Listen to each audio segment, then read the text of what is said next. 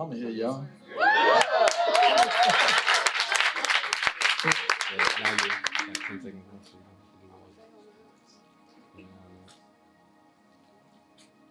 You know, support is important.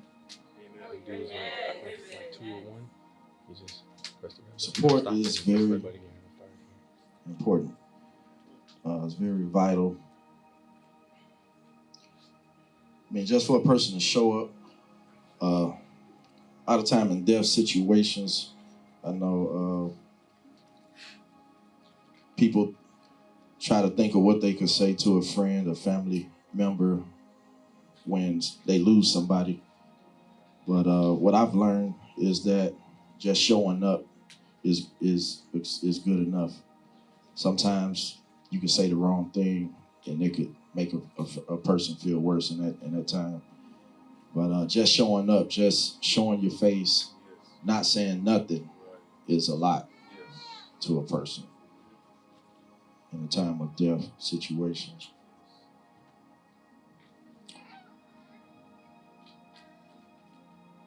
But y'all so serious. But I'm gonna try not to be long today. If I don't be who I'm called to be, which that is hard to do, we might be here 4 hours. But no, I'm just playing. I might say, well, why are you speaking today? Look at your neighbor and tell them, they called me.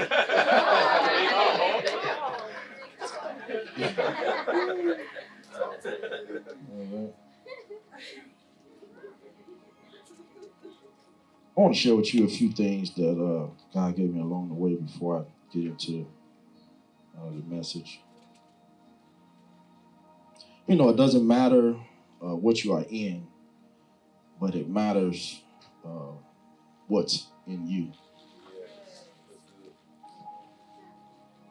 I said it doesn't matter what you are in, but it really matters what's in you, what you are made of, what you've grown through to get you through life's situations, life's growing pains, things like that. You would never be good enough. Some of the women, single women, just want to encourage you, let you know, you would never be good enough for the wrong person. Okay? I just feel like somebody needs to hear that. You'll never be good enough for the wrong person.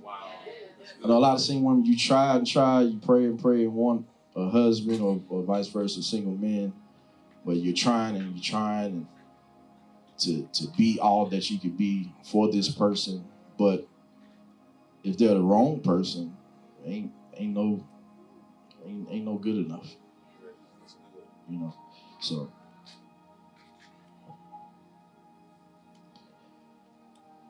worry is not in the heart, it's in the mind.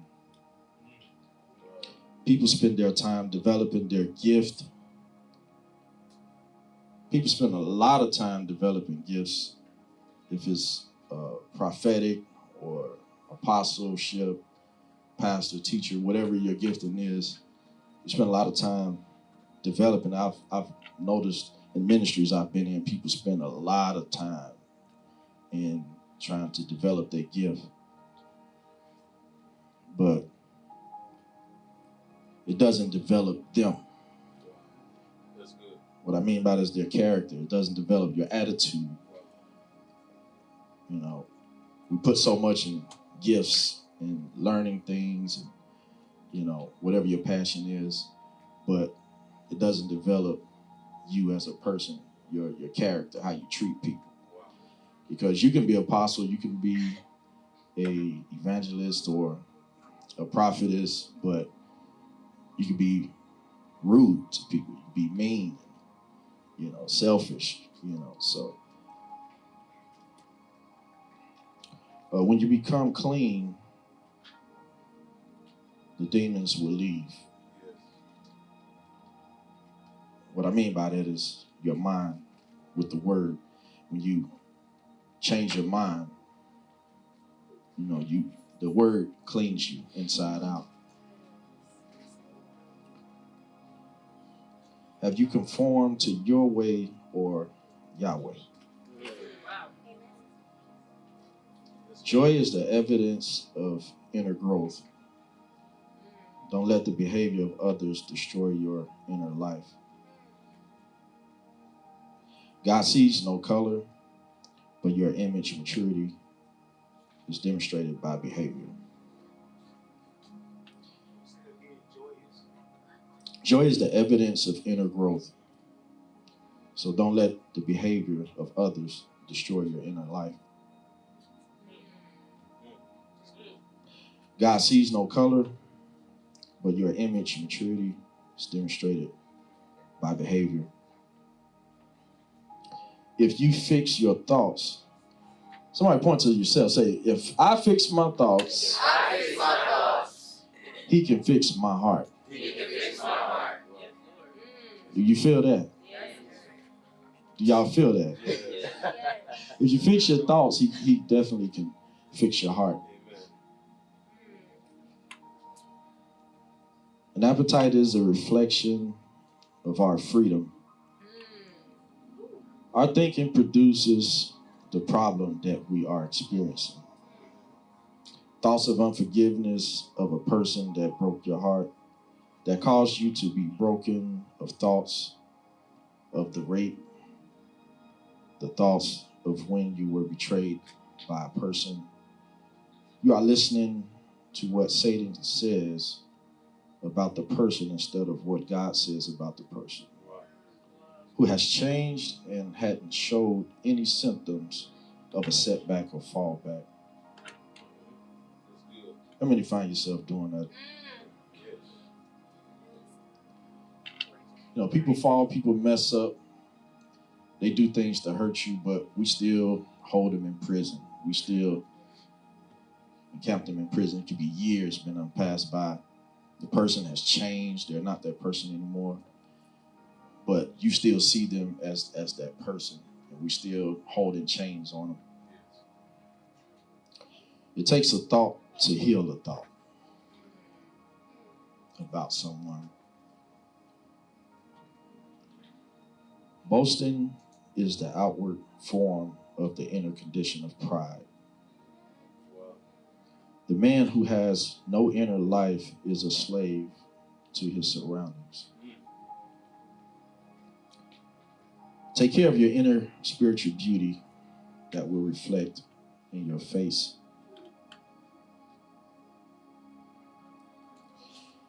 I want to read from 2 Corinthians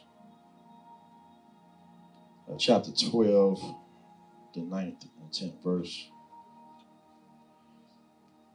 And it says in the New King James Version, and he said to me, my grace is sufficient for you. My strength is made perfect in weakness. Therefore, most gladly, I will rather boast in my infirmities, that the power of Christ may rest upon me. Therefore, I take pleasure in infirmities and reproaches, in needs and persecutions and distresses for Christ's sake. I mainly focused on my grace is sufficient for you. My strength is made perfect in weakness. I want to speak from a point of vulnerability. I've been practicing that lately. And vulnerability may be easy for a lot, but it was very hard for me. And I practiced that on my nephew, LeKay. A guy laid it on my heart to send him a text. At what time? About 5 in the morning. Yeah. And I was just exercising. I mean, I was up at that moment, and God was speaking to me, and He brought Lakay to my mind. So I sent him a text, and one of the things that I told Lakay in the text is that I admire him as far as his strength, because what I learned that vulnerability is strength, and nobody never taught me that. And I wish I had learned that, but I'm going to pass it on to my children, to my sons, to teach them that vulnerability is not weakness, is actually strength, because it takes strength to be vulnerable. And God says, my strength is made perfect in weakness. So that really stood out to me. And seemed so easy for Lakay to just be vulnerable. I mean, no, and seeing he stood up here and told a lot of hard things that it would be hard for some to say. Yes. And to cry and shed tears. I mean, we got a lot of men in here that ain't afraid to cry. So that spirit has been spreading a lot. So, but I wasn't fortunate enough to be taught that it's okay to be vulnerable. So in that, it stopped me from doing a lot of things, from being able to be truthful with my feelings, with friends, family, and in life period.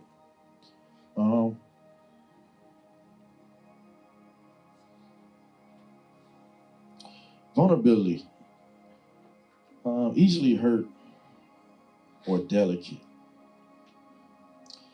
You can be insecure, weak, helpless. Also, as a sign of courage, we become more resilient and brave when we embrace who we truly are and what we are feeling.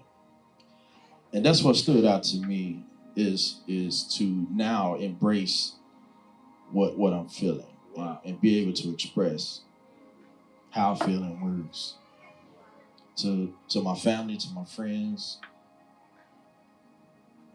And that's what I've been trying to practice. And I was watching a movie, and it's All American, called All American. Anybody familiar with that movie on Netflix? That movie had me crying. And the part that really got me, it was a young man, he's playing football, whose dad left when he was young. And when he got older, his dad came back, and he always wondered why his dad left. And he never knew the real reason why his father left. His mom never really told him the truth about it. And when he finally found out the truth, he found out that his dad left because his mom cheated on him with another man. And it left him just, I guess she didn't have the heart to tell him. Not how parents do. We don't think a child is old enough to understand, the things that we have to say. But long story short, he talked to his father, and his father came into his life. He went off on his dad. You've been gone 8 years, this, that, and the other. Why did you leave me? Why did you leave us? So many questions unanswered. And his father didn't want to throw his mother under the bus. So he didn't want to tell him the real reason why he left. But they got past that, and they ended up having a relationship. But the son still dealt with anger because of the long distance that he's been gone, missing out of his life. He just had a lot of unanswered questions. But in the part that had me teary-eyed is when the father left again, and the son is older now. He's senior in high school, playing football. Everything's going well. He also had a younger brother that were starting to ask questions too about the father. And father went away to a camp uh, I guess a cabin that his father had left him, and they found out where it was, and they went to find him. And when he finally talked to him, he said that when he found out that the father he left this time because he's dying, and he didn't want them to see him die like that. He had some type of rare cancer, and the son finally told him everything that was on his heart, that he loved him and he wanted him to be in his life, and he wants to be there to his last breath when he dies because he loves him. And the father then had a change of heart, and they both cried, hugged each other. And the son never went fishing, and he always wanted to go fishing with his dad. His dad finally got a chance to take him fishing, and he told him that, he said, "Son, I like the way that your vulnerability expresses itself. Like, you're not afraid to say what's hurting you. And that's always been a hard thing for me." And he told him the same thing. He said, I like that. Nobody never taught me that. So I didn't know how to tell you. And I was married before. In my first marriage in Mississippi, my ex-wife, when I was with her, I was very sensitive back then.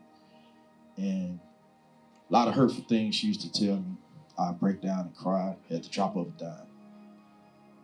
She would tell me I was weak because, I was taught that you're supposed to take care of your wife, and I was doing that.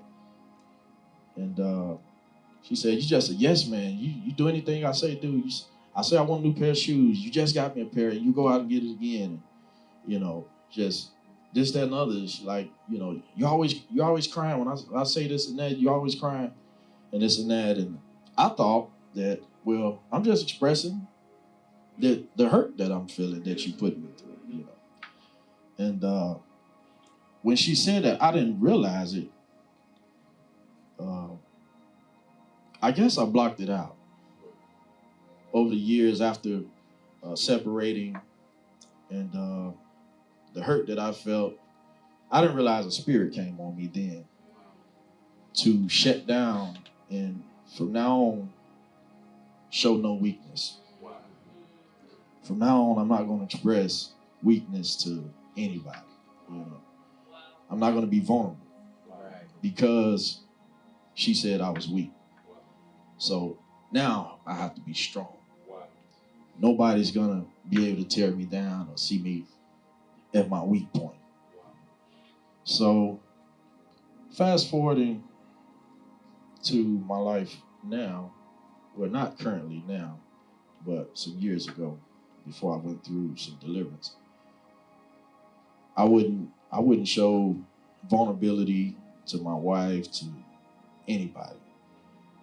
So to speak, I felt like I had to be Superman. I tried to be Superman. Working hard. Sometimes, years ago, I worked 2 jobs at the beginning of me and my wife's relationship, trying to take care of everything, trying to be Superman. Sometimes I'd be tired. I'm weary. People ask me, "Hey, can you come play over here?" Friends ask me, "Hey, can you do this for me? Can you help me move? Can you do this?" I'm doing it, but I'm tired. And couldn't say no. Can't tell anybody no, because why? I'm trying to prove I'm loyal. I'm your friend. I'm this, I'm that. And we're around a little bit back in the old relationship. I was at a ministry. My ex-wife's dad and mom, they had a church. They were pastors. And I gave 150% to that ministry. I was the van driver. I was the musician. I was the janitor. I was the armor bearer. I was everything. Because I'm trying to show loyalty. I'm trying to show, commitment. I'm young. I'm learning about life, learning, how to be a man, how to take care of a family, and those people took advantage of that. Wow. You know, a lot of time I worked in the church, I didn't even get paid. They were supposed to pay me. I didn't get paid, you know, and I kept working. Wow. They kept promising me. I kept working, you know, out of good faith. And then I finally got tired, but as time went on, I left. I ended up leaving that ministry for a lot of reasons, and but that allowed another spirit to come into me with not giving my all to the ministry. Wow. You know, church hurt. That's what it does. Yeah. You know, so ministries that I've joined over the years after that said, well, I'm just doing this. I'm just being a musician. And they ask, hey, you know, we got this going on. We need some help. Some brothers come help, you know, clean up outside church. I'm like, I don't want no part of that. I'm just the drummer. I was at the last ministry. I was a drum player. I'm just a drummer. I'm not getting involved in nothing else. You know, y'all ain't finna use me. You know, yeah. You know, but it was in my heart to do it because that's who God created me to be. Wow. You know, but I blocked that out. Wow. And for so many years, I mean, till I seen this movie the other day, it made me realize that I actually really forgot about a lot of those feelings, and a lot of the really the root, the reason why I changed into who I was. Wow. I forgot what happened because I blocked it out. Wow. You know how you do when something hurts you so bad, you try to block it out and you try to remember it no more. Wow. You know, but it's still there undercurrently, and it's causing you to do things, but you don't know why you're doing it. Wow. You know, you can't pinpoint why you're doing it because it's like you put it into the sea of forgetfulness. Yes. Wow. And I've done that for so long. And when that movie played and I was watching it and the tears went to flowing, those emotions came back. You know, and it made me realize that I need to be vulnerable. You know, I need to stop being afraid to. And I told the K in the text, I said that those 3 words, I love you, is so easy for so many to say, but it was so hard for me to say.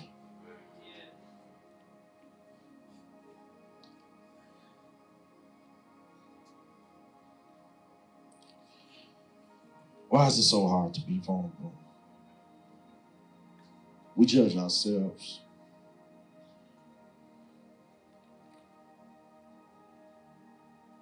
More harshly than others do when they put themselves out there.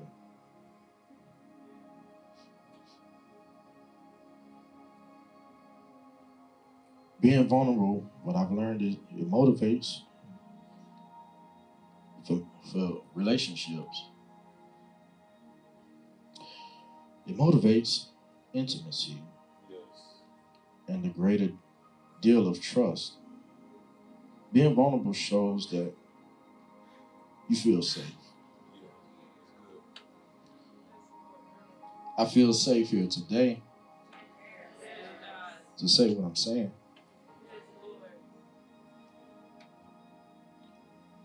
Because I realize that it really is strength. It feels good to be able to release and say the things that you're feeling.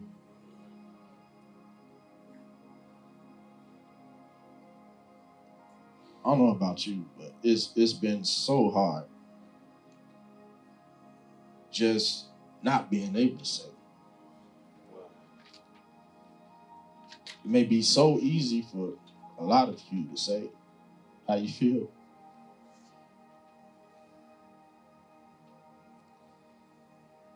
But it's been so hard for me. Trying not to show weakness.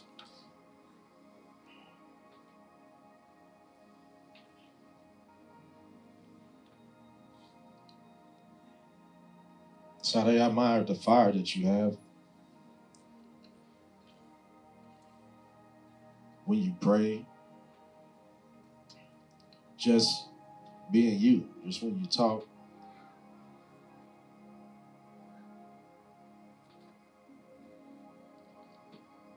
I mean, tell you, I admire that you just able to sit there and cry and just cry, just have no thought about it. It seemed like for me, for so many years, I think about everything. I overthink everything.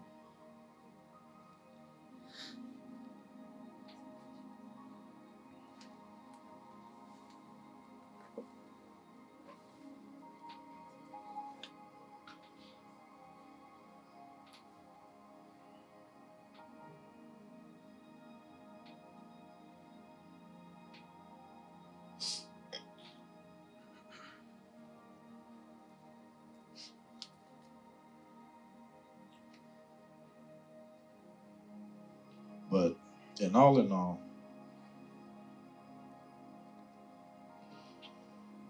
it brought me to a point of saying yes. Yes to what I was called to do. And that's being an apostle. And it might not necessarily mean being a pastor over a flock or a building, but just being able to help somebody along the way, whether it's in the street, whether it's in the store, whether it's at an event or anything like that.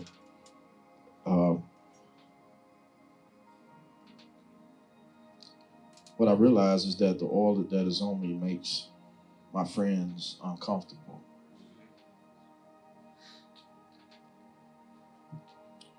I used to wonder why they stopped calling me. But when I said yes, what I mean by that is when I said yes to ministry, yes to God, that I'll accept what he's calling me to do. And to stop being afraid to be vulnerable.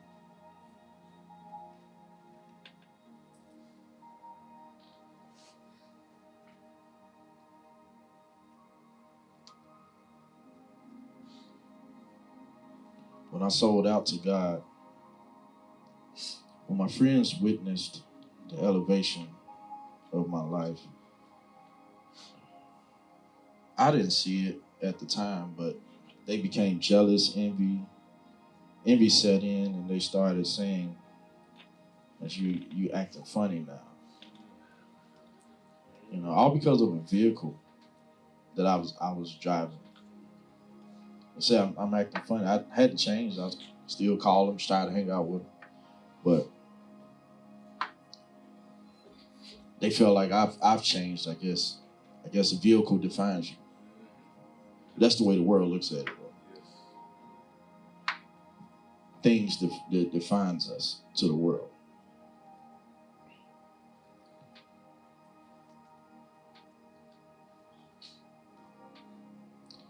They stopped calling me, notifying me about events. Some of my musician buddies and gatherings we all used to participate in. It's because of I realized it's because of the oil that started to run when I said yes. The Spirit of God, it automatically sent them a notification in their spirit that there was a shift. The Spirit sent their spirit an email letting them know that you are no longer a gossiper, adulterer, a liar, a thief, a cheater, all these things.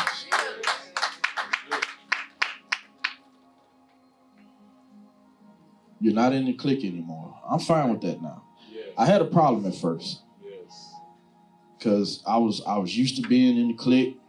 I get the call for the main events. You know, we go, we have fun, but I don't get those calls no more. But truthfully, now at the point I'm in my life now, I don't care. I don't want it. I don't care about it. I don't chase that no more.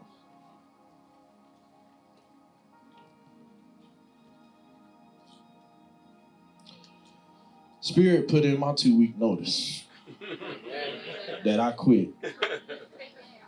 That I quit the clicks. I quit trying to exceed expectations of a musician or whatever, the status quo was. And it really freed me. When you say yes,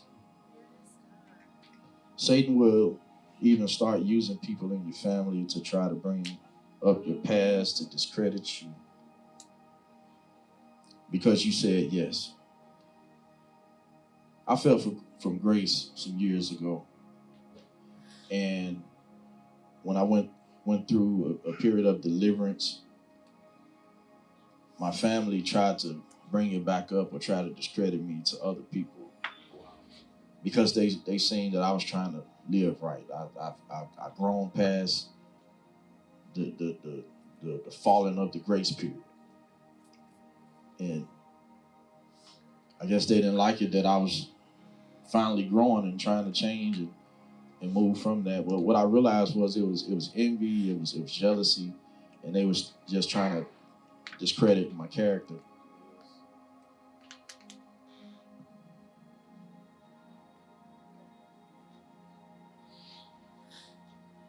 But it brought me to this point today to be able to tell my testimony and help someone else who is trying to say yes. Because Satan is trying to shut their mouth so they can't say yes to the purpose and the promise or get anybody else to say yes. I mean, no, this is an ongoing cycle. This is what we're supposed to do. This is what we are called to do, to pass it on, to move it forward.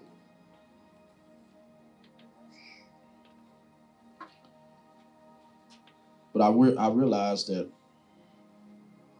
I'm in the bloodline of Jesus Christ. He paid the price for us to overcome any obstacle that we face, to overcome and be delivered from any trauma that have traumatized us. Any rape, any, the lowest of the lowest situation that you may have experienced. And how many know if you fall from grace tomorrow, that doesn't exclude you from the blood? Yes. Amen. If you have children, they're born into your family. They have your blood. But if they go out and do anything you disapprove of, how many know they still have your blood? Yes. Their last name Johnson, they're still a Johnson. Yes. Just because they messed up and went to jail doesn't make them, now you're not a Johnson. Wow. So that's the family of Jesus Christ that we live, no matter, and I'm just encouraging you right now, it's no matter what you fall from, never feel like that you're still not in the family bloodline of Jesus Christ. Amen. Because that's what it's all about.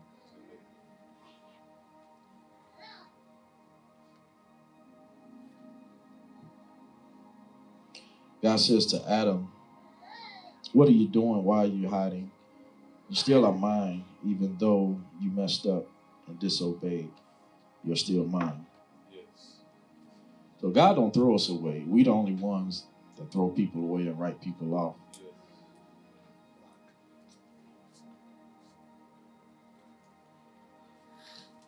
So I want to challenge everybody today and encourage everybody to have courage and be vulnerable. Tell some of your family members, your friends, how you feel about them. Yes.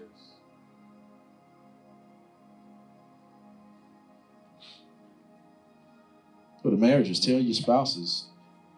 Yes. A lot of time, even in that supposed to be close relationship, we don't talk enough. Wow. And as I said before, and for those of you who are just getting married, you need to have that conversation. Tell all your secrets, because you with this person for the rest of your life. You said you love them. You gave vows. So who else can you trust your secrets with? And this is gonna do nothing but help that person understand you better. Yes. To understand where you come from. Me and my wife sat down and talked, and I told her my deepest secrets that I had, things that hurt me in life. It made her understand me a lot better. And she told me vice versa. It made me understand her a lot better and have even a stronger love for her, because now I know where she came from and what she's been through. And a lot of times we're afraid to do that, even with spouses.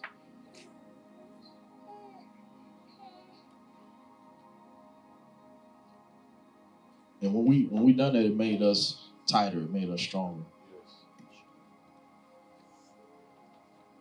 So I'm done. I hope you're encouraged.